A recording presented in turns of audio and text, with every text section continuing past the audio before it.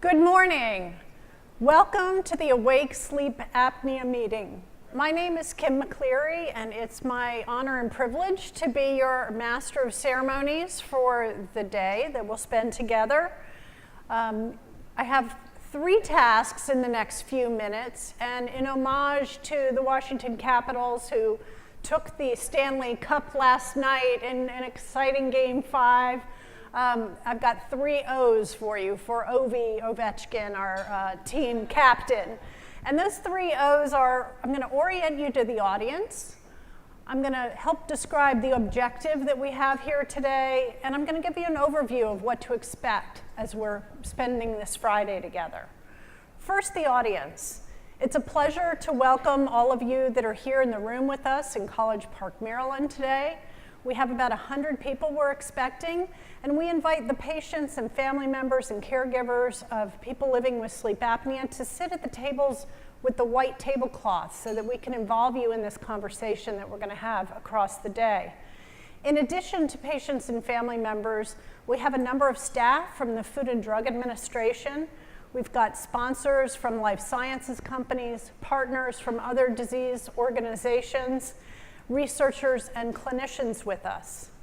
I want to recognize the staff of the American Sleep Apnea Association and the board members that are here. They've hosted this meeting and are being generous and gracious hosts to us today.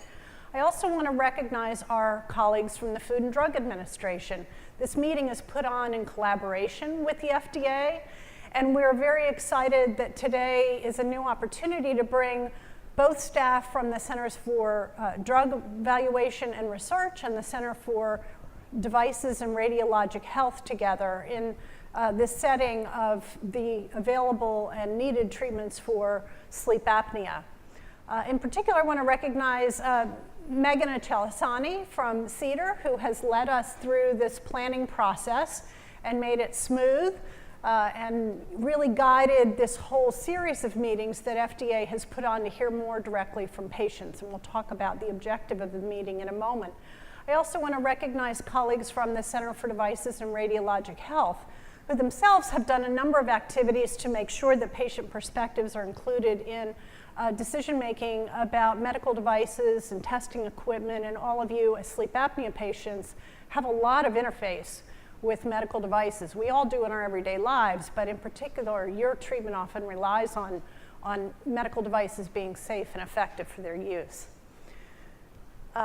In addition to the audience here in the room, we have about 400 people who've registered to attend by webcast, and we're also broadcasting this meeting live on Facebook, and I think it's the first PFDD meeting broadcast live on Facebook, so that's exciting. So welcome to the folks who are here virtually at the meeting. Now, our purpose and objective for today is to advance patient-centered treatment and care of sleep apnea. And this has been a process that's been really gaining a lot of steam and energy and momentum over the past several years. FDA started this series of meetings back in 2013, just almost exactly 5 years ago, and it has really picked up a lot of interest and participation from diseases that span the gamut from rare conditions to prevalent ones like we're here today to talk about. The information that we hear today from patients and family members will help shape the FDA's understanding of sleep apnea, as well as people from the life sciences companies that have treatments in this space and innovators who are thinking about how they can help to improve your lives.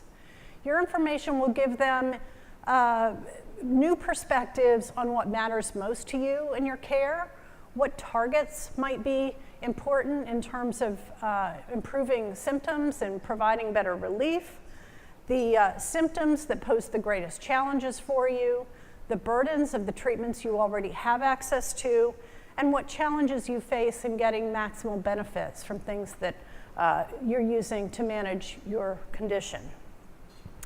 As I mentioned, this is the 40th, about the 40th in a series of meetings that FDA has been having over 5 years. And as I said earlier, it's the first where we've brought together staff actively participating from 2 different centers within the FDA. Now, finally, the overview of the day. We have really split it into 2 different conversations that'll all join up because it's really hard to separate the experience of your lives into neat buckets. But we want to spend the morning thinking about what sleep apnea is, the symptoms that you experience, the impact of those symptoms on your daily lives, the challenges you faced in getting diagnosed and recognizing that you had sleep apnea. And then in the afternoon, after the lunch break, we'll come back and talk about the ways that you're going about trying to treat sleep apnea. And that includes things that would go through the FDA as part of medical product approvals, and it also includes things like prayer and physical activity and behavioral lifestyle changes that you've made. So we're really trying to be all-inclusive about all of the things that you're doing to try to manage your condition. We'll wrap up the day with some comments from Katie O'Callahan from the Center for Devices and Radiologic Health, and then finally Adam Amdur and Carl Stepnowski from the American Sleep Apnea Association will give us some parting comments about how they'll use this information to be even stronger advocates for you in your lives. It's now my pleasure to turn the mic over to Adam Amdur, who is the Chief Patient Officer for the American Sleep Apnea Association. And really it's Adam and Will Headpole, who's also here from the board, that have taken this organization over the last 5 years and made it the patient-centered advocate for people living with sleep apnea that it is today. So Adam, please share your story and some thoughts about the meeting and how it benefits ASAA. Thank you so much, Kim. I'd like to welcome everybody. Hopefully everybody had a good night's sleep. I know we're in the Beltway area, and I'm sure a lot of you guys are still shaking off the cobwebs from last night's victorious Caps game. This is a very special and monumental day for our community of communities, in that this is the first time that the FDA is looking at sleep apnea, not just from a device perspective, but also from a pharmacological perspective. Nobody just uses one device or uses one drug. We all have different comorbidities and co-occurring conditions that we're trying to manage. What we've learned is throughout our life, in retrospect, is that if you don't have the sleep under control, you don't have the whole story. You're sort of like wag the dog, you're sort of chasing your tail. With that being said, I'd like to thank the sponsors for helping us put this on.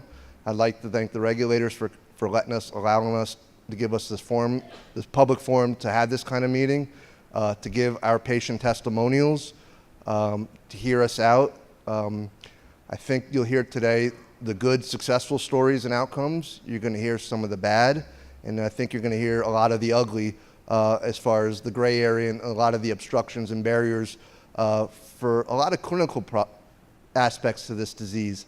I am not only a patient, I am a son of a patient, I am a brother of a patient, I'm a father of a patient, and I'm a husband of a patient. And with that being said, I was diagnosed at 35 years old. I stopped breathing about 150 times an hour.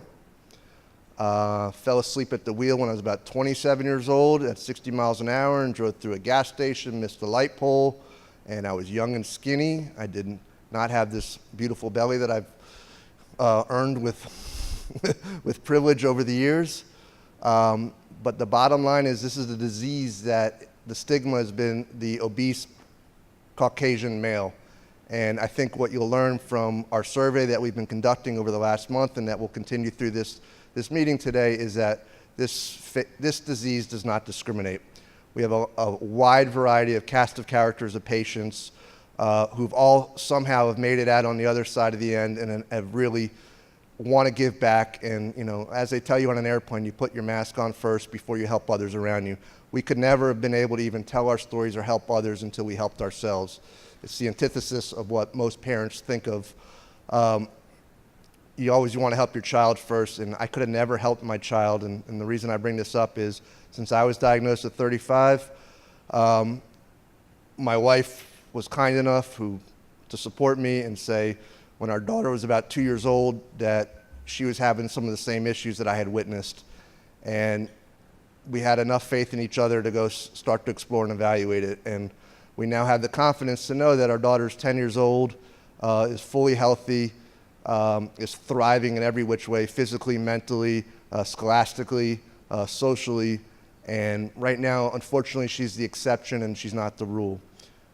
There's a lot of comorbidities and a lot of issues that we could really start to prevent long-term and future generations if we start to look at early recognition amongst children. My daughter at 2 years old had stopped breathing 27 times an hour.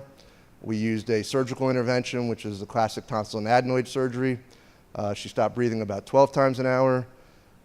We then used an orthodontic intervention, and we expanded her airway with a rapid palatal expander starting at about 3, and we keep expanding it since children's bones are malleable and you can manipulate the airway.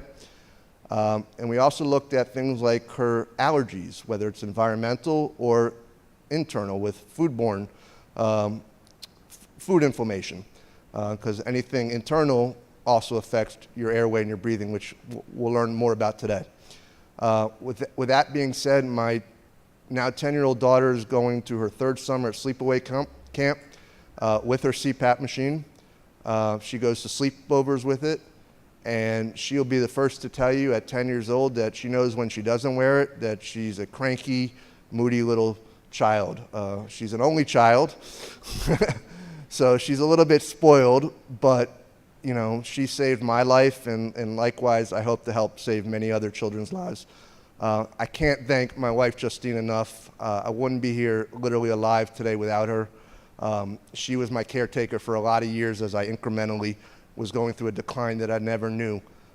This disease has sort of been misnamed and misidentified for a long time. It is called sleep apnea, which means to hold your breath, but it really should be called sleep suffocation.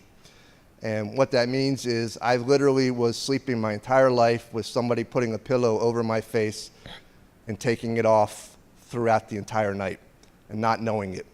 My parents didn't know it. My brothers didn't know it. My brothers wouldn't even sleep in the same room with me by the time I was 5, 6 years old. And what we're learning through a lot of the surveys is we see a lot of that self-reported type of stories as well. A patient went to a sleepover at 10 years old, and the friend's parents had to call his parents and say, you got to come pick up your child. He's snoring throughout the whole house. That person in this particular survey was not diagnosed and treated until about 40 years later. And that amount of damage and destruction to his life over that 40-year span is incalculable. It's incalculable on society. It's incalculable on his personal life, on his family life, on his ability to work. The fact that he made it 40 years as a survivor is astonishing enough. We as sleep apnea patients are survivors. We've learned to really function with what our normal is. I didn't know what a good night's sleep was because I'm considered a severe sleep apnea patient. And I was so severe that in a clinical setting, in a hospital setting, that because of liability issues that I was so severe, they had to treat me right away at my initial sleep study. And fortunately for me, I was one of the lucky ones in that I had a great positive reaction. And that reaction was at 5:36 in the morning, I felt like I had gone back in time and I was literally reborn. My brain felt like it was 10 years old. I drove home as fast as I could. I came home, knocked on my door, said to my wife, you don't understand, I figured it out. I know what's going on all these years. I know what's wrong with me. I know what's wrong with my dad. But the crazy thing is, and where this healthcare system's got, one of the major barriers is that I then had to wait 2 weeks for the insurance to process, to get my machine and to treat. Those were the worst 2 weeks of my life because I had one good night in 35 years of what good sleep was supposed to be. And because I was in a hospital setting, they treated me. But the fact that I was allowed to walk out of a hospital setting without my treatment is unconscionable to me and still is to this day. There are many advocacy issues that we want to discuss and hope change outcomes for the better for our patients and remove barriers and obstacles. And I'm sure we will identify many of them today. Like I said, there's the good, the bad, and the ugly. But we're going to talk about all the years before diagnosis, and we're going to talk about all the years after. With that being said, we have chosen a clinician and not a researcher, but someone who actually looks at patients and touches them every day in a clinical setting. And we've chosen a clinician who is triple board certified as primarily an ENT, an allergist, and a sleep doctor. And the reason why we chose this doctor is we feel it's important not to have myopic lens. If we're not looking at the whole picture, if we're not looking at the anatomical issues of our face, what we're exposed to in the air or in our body, and how that's affecting our sleep on a daily, weekly, annual basis, we don't have the full picture. So there's in light of what just happened today, I'm a little bit stunned and shocked that, we just found out that Anthony Bourdain, who I'm sure most of everybody in this room knows the name, took his own life, and it's heartbreaking. But we also know that people who work in the hospitality industry and who work night shift are much more, without the right word, much more susceptible to sort of mental health illnesses. And we don't want to see people hurt themselves. We don't want to see them hurt family members. And I could tell you this, I didn't know that I had anxiety. Someone put a pillow in my face my entire life. And to get up here and speak, I could never have done if I wasn't wearing my mask.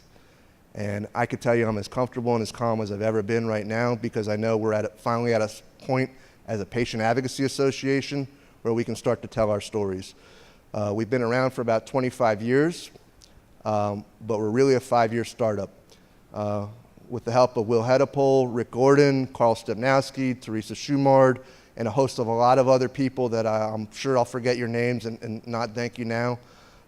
We have really done an amazing turnaround for a small little patient advocacy association, and throughout the day you'll see a lot of the slides recurring and see some of the programs we offer. And we ask you all to please spread the word in this room, online for our virtual audience. We ask you to participate in our surveys. This information is vital. It's the whole story. It's the truth. It's nothing but the truth. And there's no bias involved here. All we want to do is be the martyrs and help patients so they don't have to go through the struggle that we went through.